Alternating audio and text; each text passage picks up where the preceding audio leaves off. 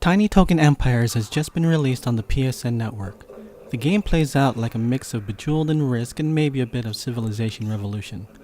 The story starts off with the 5 civilizations of Greece, Rome, Egypt, Persia, and Carthage getting together for a meeting to negotiate peace.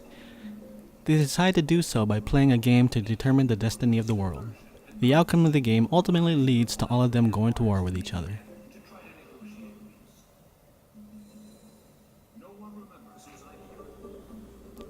The game is turn-based and starts out in map view. You are then presented with your primary and secondary goals. From here, the game plays out like Risk, in which you move your army to conquer adjacent regions. Doing so will give you control of the region, which in turn will give you more gold at the beginning of every turn. If you notice, some of the spaces have icons on them. These icons represent different things that will trigger some sort of task you have to complete by playing a Bejeweled type game. In the demo, I've come across 3 different types. There's a battle one where you have to collect different colored gems to fill up battle meters to launch attacks against your enemy. For those who have played the Puzzle Quest games, the battles play out in a similar turn-based way but on a more simplistic level. Each of the soldiers in your army are represented by a gem. Every time you match 3 or more of that gem, you fill up that soldier's battle meter. If you match 4 gems, you'll get an extra turn, and if you match 5, you get an extra turn and a bomb appears. Moving the bomb will cause it to explode and you collect the gems caught in the explosion. Once the soldier's battle meter is filled, you can launch an attack. Same thing goes for your enemy. You take turns capturing gems and attacking until one side runs out of hit points. They also give you an option to run away or to finish the battle automatically. The second type happens when you move on a space containing an artifact.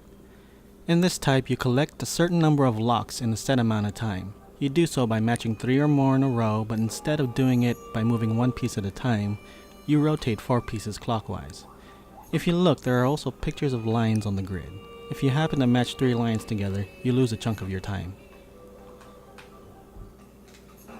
The third type happens at random events. This is kind of a mix of the two. You have to collect a certain amount of gems in a set amount of time. You do so by rotating the pieces like in the second type.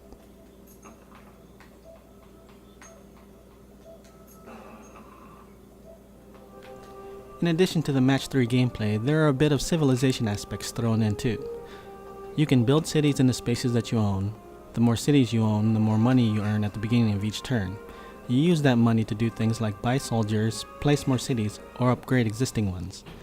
The flip side of it is that there is an amount deducted at the start of each turn for each unit you own. I usually dig these type of games, but there are a few things that's stopping this from being an instant buy for me. There just seems to be a lack of polish in this game. I couldn't help but compare the game to the Puzzle Quest series. These games, despite being simplistic, also had great art style, interface, and control. Tiny Tokens just doesn't have that same kind of flair. Control-wise, you would think that in a game where you just move pieces around a board and play simplistic match 3 games, that control wouldn't be a problem, but there is, at least for me. There's some lag when you try to move the selection square during the Bejeweled sections. In battles it's not that big of a deal, but in types that you're timed, it just feels sluggish.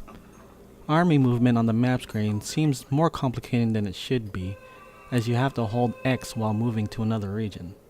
Selecting a region is a bit sluggish too, since to do so you have to move your highlighted selection region by region, and since some of the spaces are awkwardly shaped, I found the highlighted selection not going to where I wanted it to.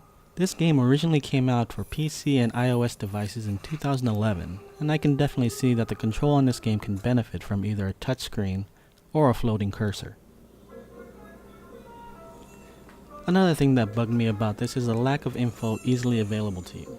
For example, to check your goals, you have to select the army your main character is in, then select your character from the units in the army, then press triangle. A simple hit of the start button would have been nice. I also feel that the battle screen could have used more info. In Puzzle Quest, you can move your cursor to either side and get more info on the character and attacks. In this game, there is no option that I found to display any more detail than what is there. If you want to see your unit's attack strength or the benefits of an equipped artifact, you'll have to wait until the battle is over. These issues altogether affected the overall experience I had with the game, and I found myself not enjoying the game as much as I thought I would. In my eyes, it's not worth the $10, but at a lower price point, I think I would be able to look past the shortcomings. There's a decent digital distraction there somewhere. It just could have used a bit more polish. Hope this video helped you out in some way. If you have any questions, please feel free to leave them below. Thanks for watching.